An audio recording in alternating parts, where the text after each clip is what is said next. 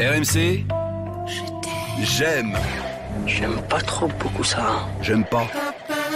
Manon Aubry, c'est quoi alors Ah bah oui, vous êtes député européen, je suis bête, j'allais dire qu'est-ce que vous faites au sein des LFI maintenant que vous n'êtes plus la tête de liste? Bah vous êtes élu, c'est ça, vous êtes député européen. Et puis j'espère jouer un rôle d'impulsion avec mes collègues au niveau européen pour porter un certain nombre de sujets, continuer à porter le sujet de l'évasion fiscale et puis jouer un rôle aussi au niveau de la coordination de la France Insoumise pour se dire que bah voilà, il y a encore des choses à améliorer et qu'on va le faire. Je suis prête à me retrousser les manches en tout cas. Vous allez nous dire ce que vous aimez et ce que vous n'aimez pas dans l'actualité. François de Rugy qui vient répondre à une interview de matinale sans cravate. Pour donner l'exemple, comme c'est proposé au Japon en cas de canicule.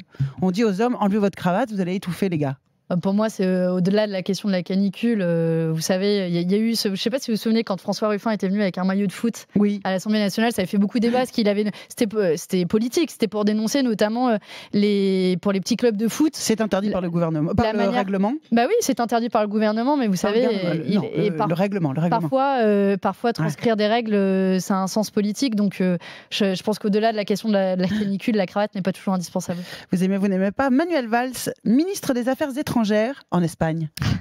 J'aime pas, il est de toutes les tambouilles et donc quand il s'agit de trouver un poste, il va au plus offrant. Donc, vous trouvez, ça, on pourrait aussi se dire c'est bien, un homme politique qui est de deux nationalités, de deux cultures et qui traverse de l'un à l'autre, pourquoi pas, c'est moderne. Franchement, Maïtena, Manuel Valls, c'est quand même il est un des acteurs du renoncement de François Hollande et du socialisme et de ce qu'était la gauche, qu'était la gauche à laquelle j'aurais pu croire initialement. Poser la question, dis donc. Vous aimez, vous n'aimez pas. 11,7 millions de téléspectateurs pour les Bleus hier soir. C'est la meilleure audience télé de l'année 2019. J'adore. Vous regardez, vous suivez? Ouais, j'ai pas mal suivi, un peu en pointillé. J'ai du mal à regarder tous les matchs de l'équipe de France, mais ce qui est chouette, c'est que le sport féminin, elle est à hauteur. D'ailleurs, la dernière fois, je dois vous réprimander, parce qu'on avait parlé du water polo. Oui, absolument. Et vous aviez compris que c'était du polo, un sport de bourgeois. Donc je tiens à le dire, le water polo est un sport plutôt populaire. Vous avez dit que vous faisiez partie de l'oligarchie parce que vous étiez exactement, vous m'aviez dit ça.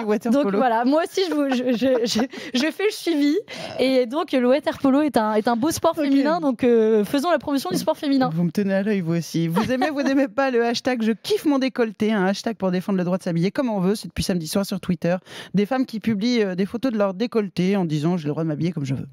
Ça pose surtout la question du harcèlement quand on est une femme. Et oui, on devrait avoir la liberté de s'habiller. Et donc, il n'est pas normal que quand on est une femme, on ait peur de la manière dont on s'habille. Donc, il y a encore beaucoup de progrès à faire en la matière. Puisqu'on est dans l'habillement, vous aimez, vous n'aimez pas Jean-Luc Mélenchon avec un gilet jaune samedi à Belfort alors qu'il s'était engagé à ne pas récupérer le mouvement.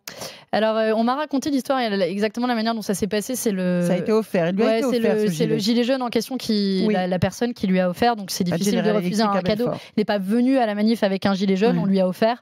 Et je pense que ça a témoigné d'une forme de reconnaissance, au moins.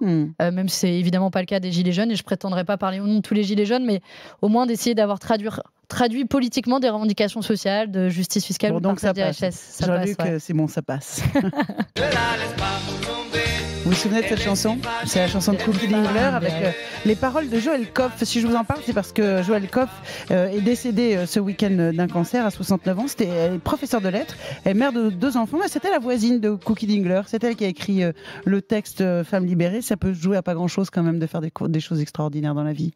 Ouais, en plus cette chanson, j'en ai un bon souvenir parce que c'est une des premières chansons que j'ai appris en classe de musique à l'école. À l'école, ouais, au collège. Je me demande si même on n'a pas joué à la flûte, mais mes talents de chansons sont très mauvais, donc ne me demandez pas de la chanter parce que ce sera la plus grande honte de ma vie. Non mais Femme libérée à la flûte, mais c'est tout ce qu'il faut pas faire. Désolée, faudra dire ça mon prof. RMC aime comme Maïtena.